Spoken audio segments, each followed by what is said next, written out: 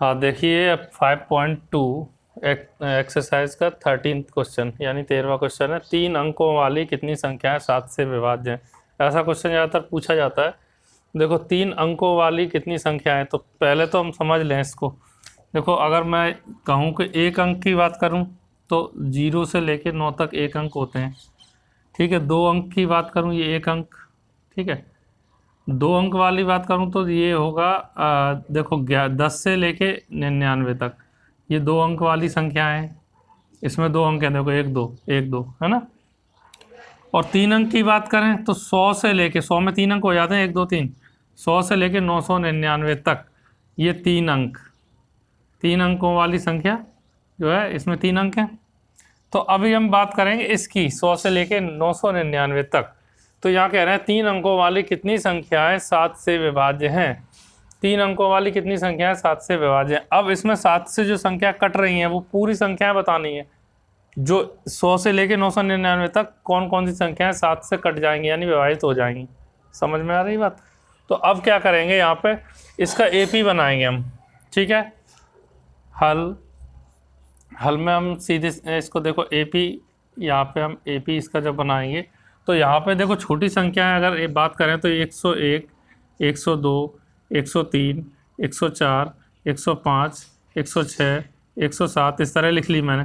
अब यहाँ ये देखो 7 से कौन सी संख्या कटेगी ये चेक करना है। ये तो कटेगी ही नहीं, 7 एकम 7 और 3 बचे तो ये भी नहीं कट रही। 7 एकम 7 यहाँ पे बचे 3 33, ये भी नहीं कट रही। 7 एकम 7 और 3 ये भी नहीं कट रही। ये कट रही, देखो 7 एकम 7, 3 बचे 7 पंचे 35, 15 बार कट रही है। ठीक है, तो यहाँ पे ये संख्या 105 जो है वो 7 से कट रही है। ठीक है, भाग दे के आप देखोगे, अगर किसी का मतलब गणित कमजोर है तो भाग दे के देखना पड़ेगा उसे। तो यहाँ पे 105 जो कट रही है तो संख्या यहाँ पे 105 लिखेंगे हम। ठीक है, तो ये 7 से कट रही है, यानी कि अब इसके बाद अगली संख्या जो होगी वो इसका डी कितना होगा, डी तो 7 होगा क्योंकि बार बार 7 से विभाजित होने वाली संख्या है। तो अब हम आगे की जो संख्या है उसमें 7 5 कितने होते हैं, 12, 112। और फिर इसमें फिर 7 जोड़ दो तो कितने हो गए, 119। ठीक है, और ऐसे ही आगे बढ़ते जाओ। अब आखिरी की जो संख्या है वो कितनी होगी, उसके लिए यहाँ से पता करेंगे। 999, 998, 997, 996, 995, या चेक कर लो अब कौन सी संख्या 7 से कट रही है, वो आखिरी संख्या हो जाएगी। 999 तो 7 से कटेगी नहीं वैसे भी। ठीक है, तो 998 को देखें, 7 एकम 7 कितने बचे, 8 9 2 29, 7 एकम 7 एक बचे तो कितने 18 हो गए, 7 से नहीं कट रहा है। ये देखें तो 7 एकम 7, 8 9 2 बचे और यहाँ पे 29 हो गया, 7 चौको 28 एक बचा, नहीं कट रहा है। ये देखेंगे तो यहाँ पे भी वही स्थिति आएगी, एक यहाँ बचता है बाद में, तो 16 ये भी नहीं कटेंगे।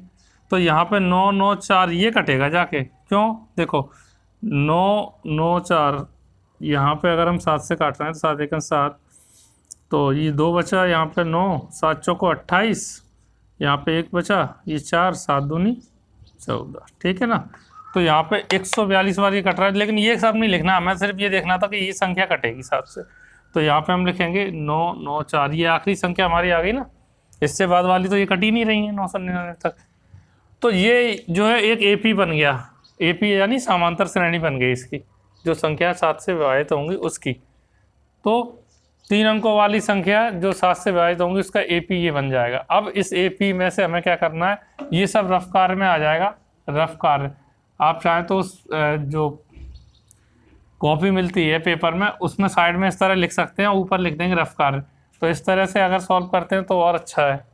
ठीक है ना, जो एग्जामिनर चेक करेगा उसे पता रहेगा कि हाँ बच्चे ने पूरा कैलकुलेशन की है। तो देखिए अब यहाँ पे एपी आ गया, अब बिल्कुल आसान है। अब हमें क्या करना है, 3 अंकों वाली कितनी संख्याएं हैं, तो एन का मान निकाल लो। एन का जो मान आएगा वो, तो यहाँ पे देखो, यहाँ पे हम लिखेंगे, यहाँ ए बराबर 105, ये ए पहली संख्या होती है, अब पहला पद होता है, और ये दूसरा इसमें से इसको माइनस कर देंगे वो होगा डी। डी बराबर क्या होगा, देखो डी सीधे सीधे लिख दो, 7 का अंतर है, 7 से आए तो नहीं, 7 7 ही तो बढ़ा रहे हैं हम। ठीक है, सीधे लिख दिया हमने यहाँ।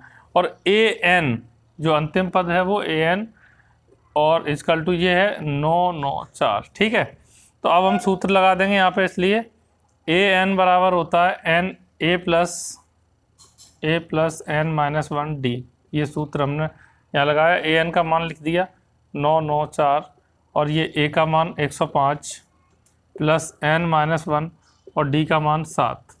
105 को हम इधर पक्षांतर कर देंगे तो ये माइनस के हो जाएंगे, बराबर n-1 गुणा 7। ठीक है, अब यहाँ पे 14 में से 5 गए तो 9, यहाँ रह गया 8, 8 का 8 उतर जाएगा, ये 9 में से 1 गया तो ये हो गया 8। ठीक है, बराबर n-1 गुणा 7। 7 का इसमें भाग दे दो, 8 8 9 में भाग देंगे 7 का भाग दे दिया हमने, बराबर इधर n-1 बचा। देखो 7 से कैंसिल करेंगे तो देखो 7 एकम 7, 8 है तो 1 बचा, ये हो गया 18, 7 दूनी 14, 15 16 17 18, 4 बचे तो 49, 7 7 49, 127। तो यहाँ लिख देता हूँ मैं, आ गया 127 बराबर n-1। 1 को इधर ले आए तो 127 प्लस 1 हो गया बराबर n, तो n बराबर कितना आ जाएगा 128। ठीक है ना, यही आंसर है।